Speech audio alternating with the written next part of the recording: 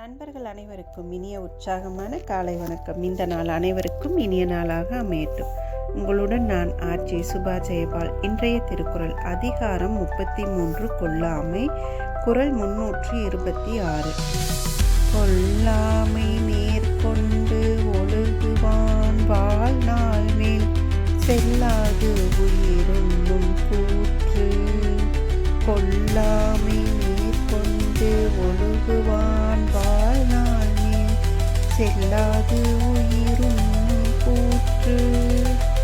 கொல்லாமை மேற்கொண்டு ஒழுகுவான் வாழ்நாள் மேல் செல்லாது உயிருண்ணும் கூற்று. இந்த குறளுடைய விளக்கம்: கொல்லாத அறத்தை மேற்கொண்டு நடப்பவனுடைய வாழ்நாளின் மேல் உயிரை கொண்டு செல்லும் இயமனும், அதாவது யமன் செல்ல மாட்டான் அப்படின்னு சொல்றாருங்க. நண்பர்களே, மணிமேகலை காப்பியத்தில் ஒரு நிகழ்வு, அதை நம்ம இந்த கதைக்கு, இந்த குறளுக்கு பொருத்தமாக ஒரு கதை இருக்குது, அதை பார்க்கலாங்க. ஆதிரையோட கணவன் சாதுவன் ஒரு நாள் கப்பல் ஏறி வணிகத்துக்காக வங்க நாட்டுக்கு செல்றாரு. அங்கே நடுக்கடலில் கப்பல் ஒரு சுழல் காற்று அந்த கப்பல் எல்லாம் செதஞ்சு போயிடுது. அதில் வந்த எல்லாருமே இறந்து போயிடுறாங்க, அந்த கடலுக்குள்ளே போயிடுறாங்க, தண்ணிக்குள்ளே. சாதுவன் மட்டும் எப்படியோ நீந்தி தப்பிச்சு ஒரு தீவில் போய் ஒதுங்கிடுறாரு. அந்த தீவில் பார்த்திங்கன்னா நாகரினர் அப்படிங்கிற பழங்குடியினர் வாழ்ந்து வராங்க. இவர் பார்த்த பசியால் ரொம்ப மெலிஞ்சு போயிருக்கிறாரு, குளிரில் வாடி ஒரு மாதிரி இருக்கிறாரு. அவரை பார்த்தோன்னே அந்த நாகரின தலைவன் நீ யார், எதுக்கு இங்கே வந்த அப்படின்னு சொல்லி அவங்களுடைய மொழியில், நாகர் மொழியில் கேட்குறாரு. ஆனால் அந்த பாஷை இவருக்கு புரியுது. இவருக்கு தெரிஞ்சிருந்ததுனால அவர் கேட்டதை புரிஞ்சுட்டு இவரும் திருப்பி அந்த கடலில் என்ன நடந்துச்சு அப்படிங்கிறத ஒரு மாதிரி அப்படியே சோகமாக சொல்கிறாரு.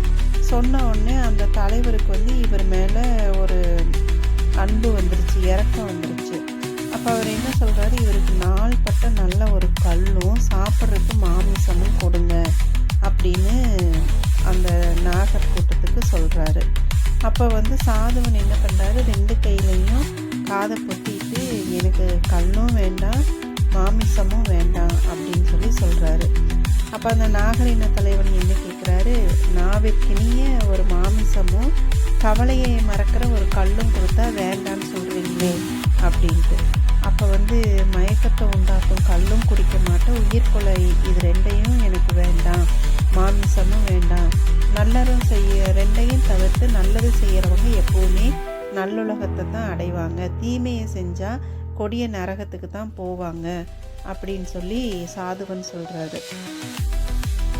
அப்போ கல்லையும் மாமிசத்தையும் சாப்பிட வேண்டாம்னு சொல்கிறீங்க, அப்போ நாங்கள் எப்படி உயிர் வாழ்கிறது, எங்களுக்கு அதை பற்றி தெரியல, எங்களுக்கு சாகிற வரைக்கும் நல்லறம் செய்கிறது எப்படி அப்படின்னு நீங்கள் எங்களுக்கு சொல்லிட்டு போங்க அப்படின்னு அவர் கேட்குறாரு. அப்போ சாதுவன் சொல்கிறாரு, இந்த மாதிரி ஏதாவது அலை கடலில் கடல் சீற்றாகும்போது இப்படி யாராவது கரை ஒதுங்கினாங்கன்னா அவங்களெல்லாம் கொல்லாதீங்க, அவங்கள அவங்க உயிரை மதித்து அவங்கள விட்டுருங்க. அதே மாதிரி முதுமை அடைந்து இறந்து போகும் விலங்குகளை, அதாவது வயசாகி இறந்து போகிற விலங்குகளை மட்டும் நீங்கள் சாப்பிடுங்க, மற்ற வேறு எந்த உயிர்களையும் சாப்பிட்றதுக்காக கொள்ளாதீங்க அப்படின்னு சொல்லி சொல்கிறாரு. அதை அவங்க உணர்ந்துட்டு, நாங்கள் ரொம்ப நாளாக இங்கே கரை ஒதுங்குறவங்களையெல்லாம் கொன்று சாப்பிட்ருக்கோம், இனிமேல் நாங்கள் அந்த மாதிரி செய்ய மாட்டோம், நீங்கள் சொல்கிற மாதிரியே இனிமேல் நாங்கள் இருக்கிறோம் அப்படின்னு சொல்லிட்டு அவங்கக்கிட்ட கொஞ்சம் பொண்ணு பொருள், ஏன்னா அந்த கப்பல்லாம் இந்த மாதிரி ஏதாவது இதில் புயலில் சிக்கிட்டு கரை ஒதுங்கும்போது அதில் இருக்கிற பொருட்கள்லாம் இவங்க எடுத்து வச்சுருப்பாங்க. அந்த பொருட்கள், பணம், அந்த இருக்கிறது, அவங்கக்கிட்ட இருக்கிறதையெல்லாம் சாதுவனுக்கு கொடுத்து ஒரு நல்ல வணிக கப்பல் உருவாக்கி அதில் ஏற்றி அவங்க ஊருக்கு அனுப்பிச்சுடுறாங்க. இப்போ கொல்லாமையை பற்றி அவங்களுக்கு சொன்னதுனால அவர் உயிரோடு திரும்பி வந்ததும் இல்லாமல் அவர் வாழ்க்கைக்கு தேவையான பொன் பொருளோடு திரும்பி வந்தார்.